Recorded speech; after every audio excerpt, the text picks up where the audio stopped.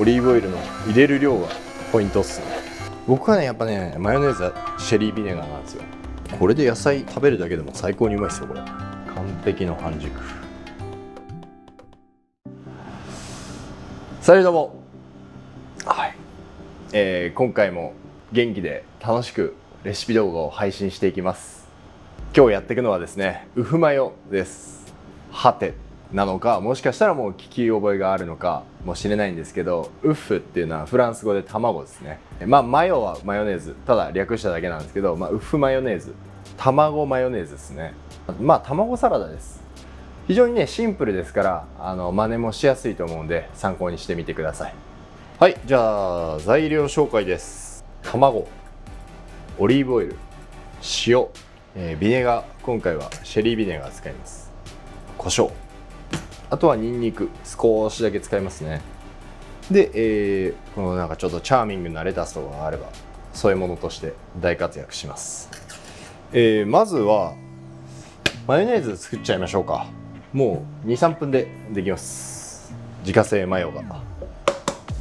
まずは、卵な。そうですね、卵です。これは卵です。はい。全卵でいきます。バーミックスとか、その他ブレンダーがあればもうほんと簡単に作れるんで、これでねやっていきますね。でこういうちょっと、ボウルでもいいんですけど、少し、間口が狭い筒状のものとかの方が攪拌しやすいと思うんですよね。液体がこう外に広がらないから、分離しづらいっていうのがあります。で塩がっつり1つまみいきます。1つまみ半ぐらいですね、まずは。で白胡椒、これ好みなんですけど、僕はね結構ね振ります。45622カリカリぐらいですね。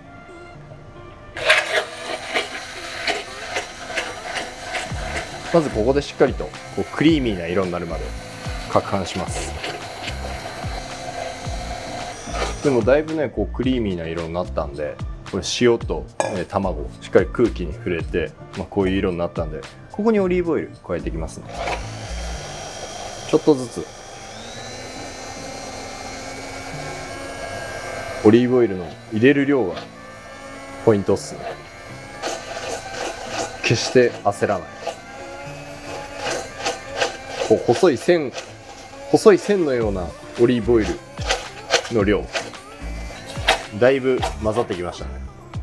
もたーっとして、これぐらいもう重たくなってくると多少オリーブオイル多めに入れてもそんな簡単には分離しないんで、ここからは攻め気味に入れて大丈夫です。はい、どうですか、もうできた。ほぼだいぶクリーミーですよね。これ卵黄だけだと味がだいぶしっかりしてると思うんですけど、卵白もこれあるんでその分軽く仕上がります。はい、でこれでもうほぼ完成なんですけど、ちょっと最後に仕上げいきます。僕はねやっぱねマヨネーズはシェリービネガーなんですよ。もちろんその普通のお酢でも作れますけど、この熟成感のあるビネガーがやっぱねマヨネーズにめちゃめちゃいいアクセントになるんですよね。で意外と品揃えのいいスーパーだったら売ってるから、全く入手できないとかね、そういうわけでもない。で僕のマヨネーズはですね、若干お酢多めです。だいたい 40cc は入れます。でここでニンニク1かけらも使わないです。ほんと少量、ちょっとねニンニクの風味をマヨネーズに忍び込ませる、そんなイメージで加えます。でニンニクじゃなくても例えばアンチョビのフィレを叩いて入れてもいいですし、ニンニクとアンチョビ両方入れてもいいですし、その味はねちょっと好みによって分けるんですけど、さーっとおろす。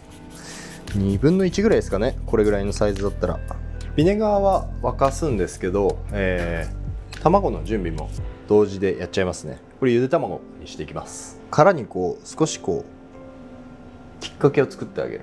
穴を開けるほどじゃないんですけど、穴開くと白身がね溢れ出てきちゃうから、ほんとちょっときっかけ作って逃げ道を作ってあげると綺麗なゆで卵できると思います。これを茹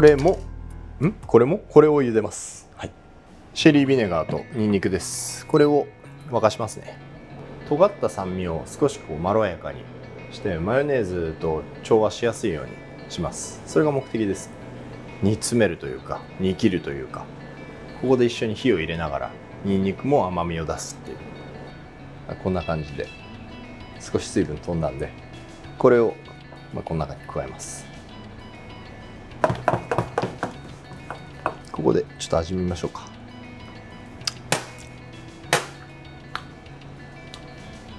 うまい。いい。後味がいい。もうちょっとこうちょっと締めるようなビネガーを加えますね。少しちょっとフレッシュ感で。これちなみにレモン汁とかでもいいですからね。もう少しだけ白胡椒。これで野菜食べるだけでも最高にうまいですよこれ。次はゆで卵、静かに落としましょう。タイマー6分お願いします。ありがとうございます。完全にこうハードボイルさせるわけじゃないんで、特に半熟狙う場合はしっかりとここで火入れ止めた方がいいんで、氷水とかでがっつりと冷やすことをお勧めしてます。あとはもうこれで殻むいていきます。こういうスプーンとかでなんかなるべくね小刻みにひび入れた方がなんか割りやすいような気がするんですよね。これ人によるかもしれないですけど。で引き上げてしっかりと水分取っておきます。このマヨネーズもうこれで野菜とかにねつけるのには完璧なんですけど、もう少しだけね濃度を調整します。生クリームを少し入れて、よりこうちょっとソースっぽく。もうここからは完全に目分量ですね。多分あとは乗せてから重力でうまいことビローンって下がっていくと思うんですけど、で生クリーム入ってますから少し味が薄くなってる可能性もあるんで、味は見ましょう。多分ねこれぐらいだったら全く問題ないと思います。ちょうどいい。さっきより少しこうとろっとした感じ。じゃあドレスしましょうか。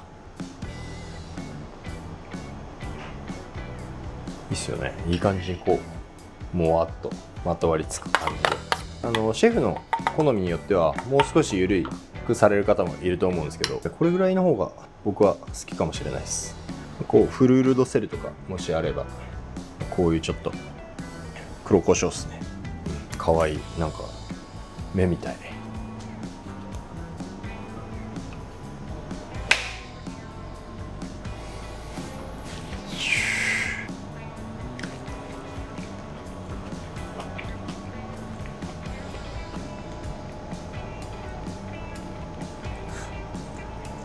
あれまあ、あれまあ、あれまあ、完璧の半熟。こういうのはね、あんまりちまちま食べない方がいい気がするんですよね。やっぱこうグッと。